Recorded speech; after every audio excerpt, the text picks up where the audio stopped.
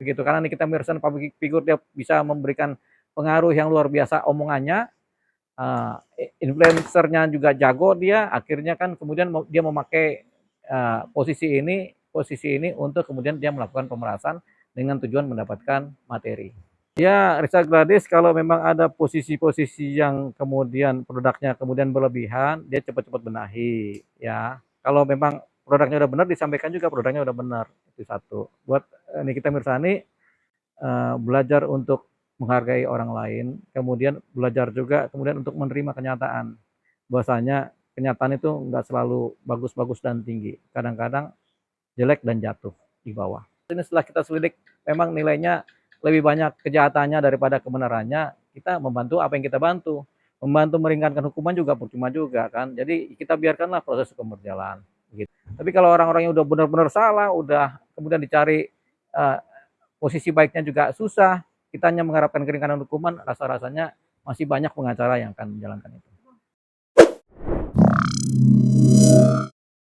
Tidak ada asap kalau tidak ada api. Jadi sebenarnya awal mulanya dari situ. Jadi skincare ini juga kan banyak juga yang kemudian berlebihan, memberikan suatu kesaksian yang kemudian tidak benar atau berlebihan lah ya, sehingga kemudian berdampak merugikan kepada orang yang menggunakannya. Terbukti ada beberapa skincare kemudian yang minta maaf kan, gitu. Nah, berangkat dari situ timbullah sebenarnya tadinya niatnya awalnya mungkin hanya untuk mengkritisi, tapi kemudian ternyata dari niat mengkritisi ini timbullah oh ternyata ini bisa ngasilin uang.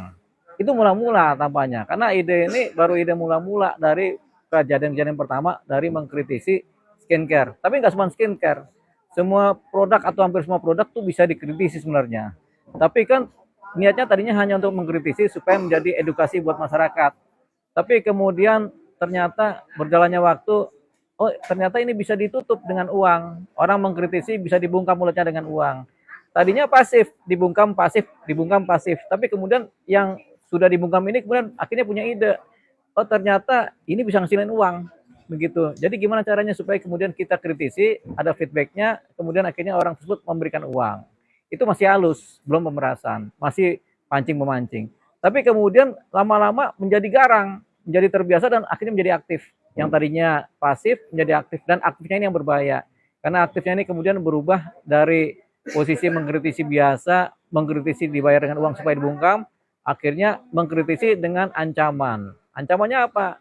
Ancaman untuk macam-macam, bisa mempublikasikan, bisa menjelek-jelekan, bisa kemudian menghancurkan produk kan begitu. Nama produk, nama orangnya juga itu. Akhirnya apa? Aktifnya itu kemudian masuk juga masalah pengancaman yang seperti tadi, dan akhirnya timbullah pemerasan untuk menghasilkan uang. Jadi bertahap sebenarnya ini penyakitnya, dari pasif menjadi aktif dan kemudian akhirnya memberikan pemerasan dengan ancaman. Ini yang sekarang terjadi. Nah, ini yang terjadi dengan kasusnya Nikita Mirzani dan Mail dan yang lain-lain, yang kemudian nanti terlibat di dalamnya. Ini sudah pada posisi aktif. Tadinya hanya pasif menjadi aktif. Dari kritik biasa menjadi kritik yang menghasilkan uang. Dari kritik yang menghasilkan uang menjadi lebih aktif lagi, akhirnya memeras begitu. Nah, ini udah pada titik memeras. Dan pelakunya siapa? Tentu pelakunya adalah orang-orang yang dikenal oleh masyarakat, public figure begitu. Karena Nikita Mirzani public figure, dia bisa memberikan pengaruh yang luar biasa omongannya. Influencernya juga jago dia, akhirnya kan kemudian dia memakai posisi ini untuk kemudian dia melakukan pemerasan dengan tujuan mendapatkan materi. Apabila pihak keluarga atau kuasa hukum meminta bantuan, Bang Zulkifli membantu atau seperti apa? Ini siapa yang minta bantuan? Dari keluarga Nikita. Oh ya, tentunya saya tidak akan kemudian memberikan bantuan ya. Artinya ada kasus-kasus yang memang bisa dibantu kalau kasus ini punya nilai kebenaran. Tapi kalau kasus ini setelah kita selidik memang nilainya lebih banyak kejahatannya daripada kebenarannya, kita membantu apa yang kita bantu. Membantu meringankan hukuman juga percuma juga kan. Jadi kita biarkanlah proses hukum berjalan gitu. Nah, yang kita bantu adalah orang-orang yang kemudian tidak mendapatkan keadilan. Karena lebih banyak orang yang nggak dapatkan keadilan dan kebenarannya dihancurkan orang lain kan. Itu lebih banyak yang harus dibantu. Jadi kita harus pilih-pilih waktu kita sebagai pengacara, kita jaga supaya yang kita bantu adalah orang-orang yang memang mengejar keadilan. Tapi kalau orang-orang yang udah benar-benar salah, udah kemudian dicari posisi baiknya juga susah, kita hanya mengharapkan keringanan hukuman, rasa-rasanya masih banyak pengacara yang akan menjalankan itu. Tapi kan di sini kan berarti Nikita Mirzani sebenarnya awalnya si Reza Gladys ini sebenarnya pengen ngebungkam supaya tidak mengkritisi produknya.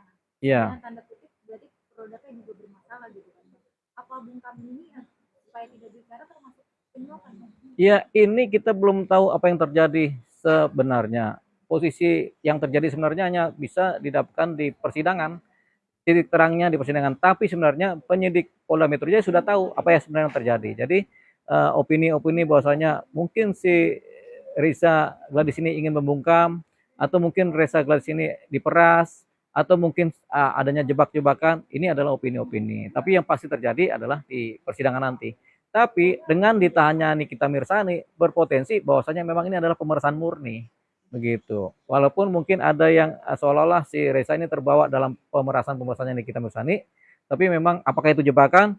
Tapi memang yang menentukan adalah penyidik ya. Kan ketika penyidik kemudian menahan, potensi bahwasanya memang terjadilah pemerasan sudah ada. Jadi kita kemudian mengesampingkan opini-opini yang ada tadi, kita anggap bahwasanya ini memang terjadi pemerasan dan pencemaran nama baik dengan Undang-Undang ITE. Dalam audio yang tersebar itu kan jelas tuh Mail diduga meminta sejumlah uang. Terus dalam percakapan itu pun Reza Gladys bilang aku maunya baik-baik aja, nggak ada apa-apa dengan Mirzani. Berarti kan ingin juga melanjutkan pertanyaan tadi. Kayak win-win solution gitu loh, Bang. Iya, tentunya kan itu kan biasanya orang yang diperas itu kan pasti begitu.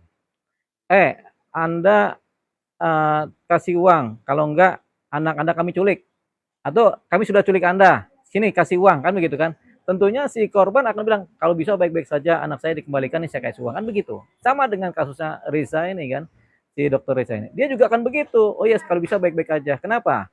Walaupun produk dia mungkin sebenarnya adalah tidak salah, tapi ketika influencer ini bicara yang negatif-negatif, itu akan merusak reputasi produknya, bahkan reputasi si Reza. Makanya kalau bisa baik-baik saja kan gitu. Itulah namanya orang yang diperas. Sama kayak kita, anak kita diculik, kemudian si pemeras, saya akan kembalikan anak Anda dengan catatan Anda bayar, kan begitu kan? Mau nggak mau kan kita sebaik-baik saja. Itu sama polanya. Berarti kalau uangnya dikembalikan misalnya, Nikinya mengajukan restorasi justice, oke?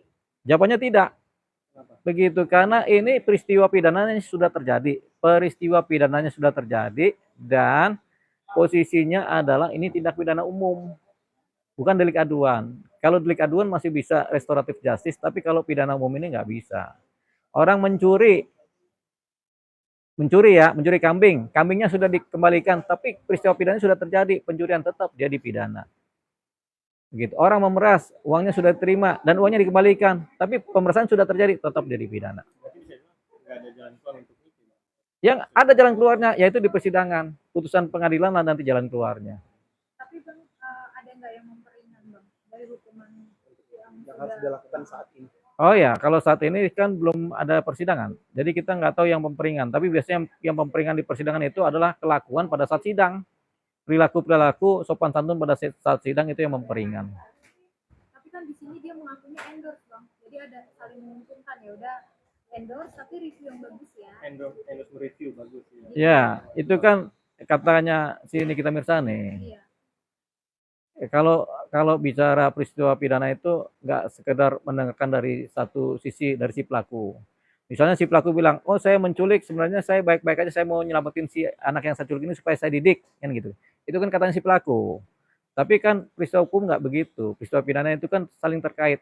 Ada korban, ada pelaku, ada saksi-saksi, ada bukti-bukti, sama ada fakta-fakta. Itu nanti yang bercerita lengkap adalah itu semua.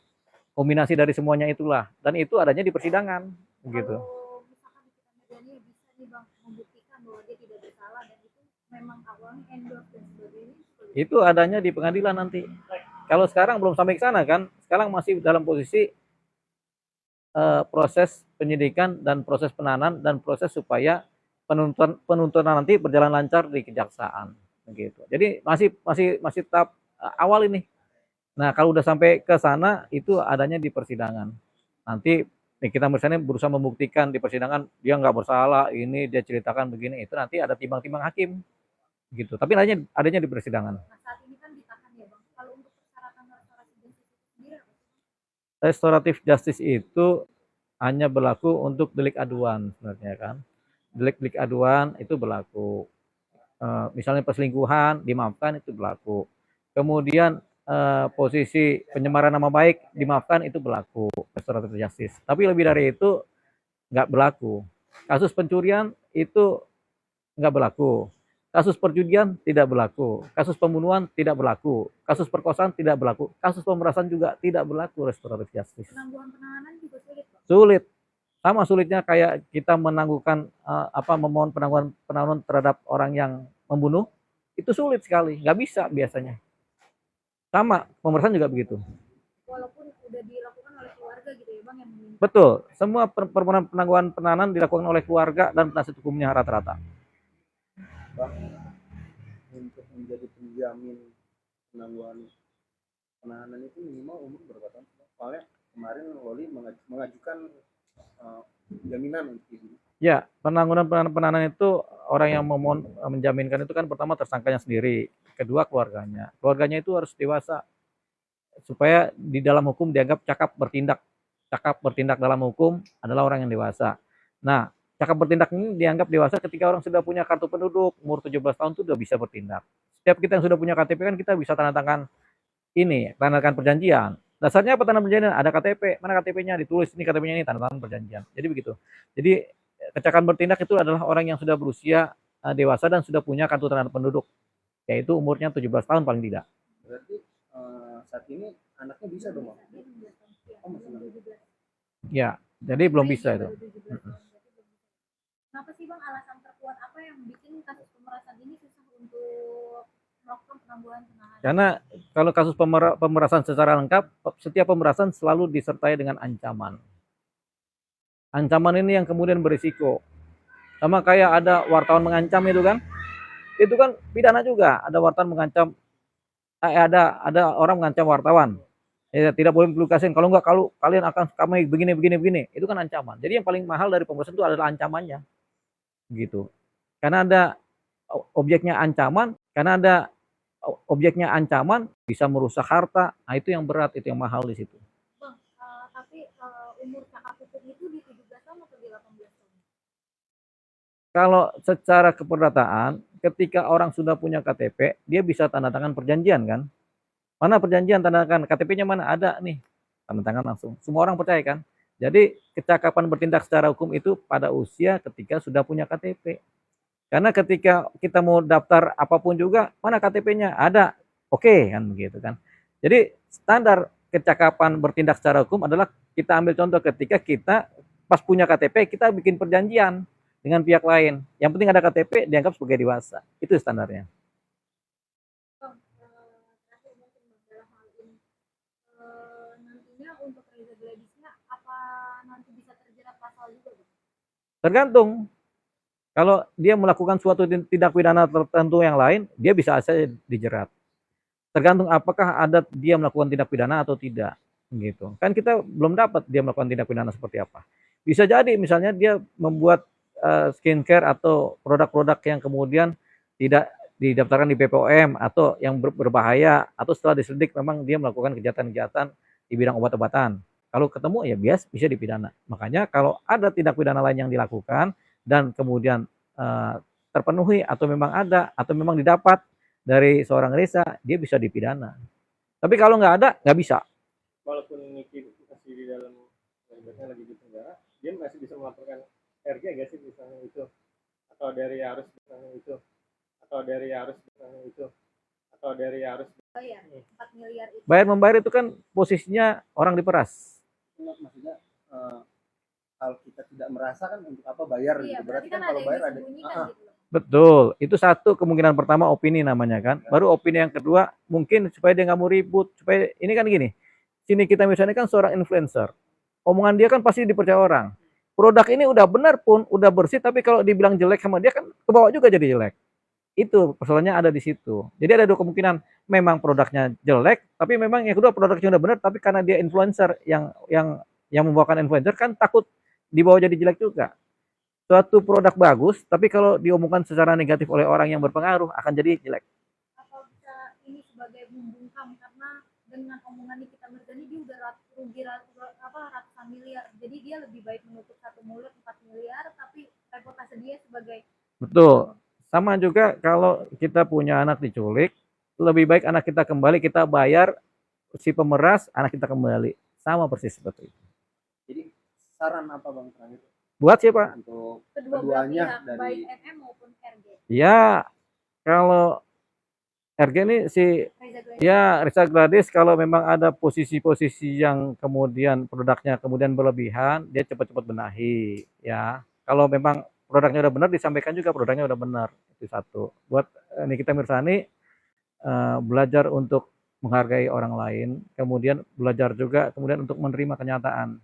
Bahwasanya kenyataan itu nggak selalu bagus-bagus dan tinggi. Kadang-kadang jelek dan jatuh di bawah. Bang, untuk sahabat NN sendiri Bang yang mengetahui bahwa itu ada tindakan pemerasan Bang, misalnya sahabatnya Dr. itu Bang mengetahui itu ada tindakan pemerasan, itu apa bisa dijelaskan? Kena juga, Bang. Tergantung apa yang dia lakukan sebelumnya. Kalau dia kemudian memprovokasi atau dia sudah tahu dan kemudian ide datang dari dia, bisa dijerat. Tapi kalau kemudian dia nggak tahu tapi kebawa sama cerita, jawabannya tidak. Jadi tipis-tipis kalau dia ini.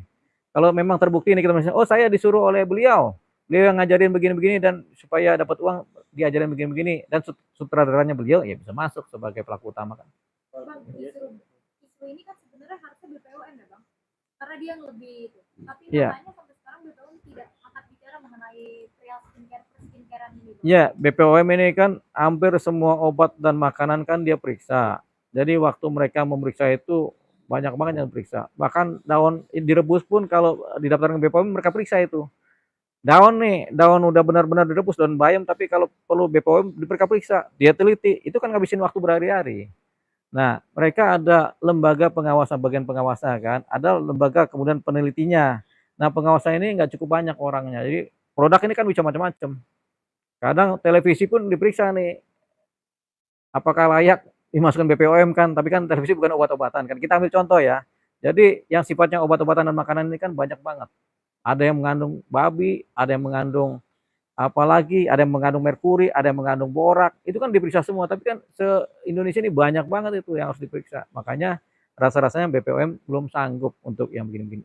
BPOM ini hanya atas dasar laporan. Kalau ada laporan masyarakat, mereka kerja. Kalau nggak ada, mereka sudah keluarkan posisi register obat-obatan, ya sudah itu berjalan begitu. Jadi BPOM harus dibantu oleh siapa? Oleh penyidik kepolisian yang khusus mengenai persoalan obat-obatan dan makanan. Berarti bisa dibilang agak kurang lambat kerjanya begitu ya Bang? Bukan lambat, udah kebanyakan kerjaan, jadi kadang-kadang nggak ketertanganan gitu, nggak kepegang.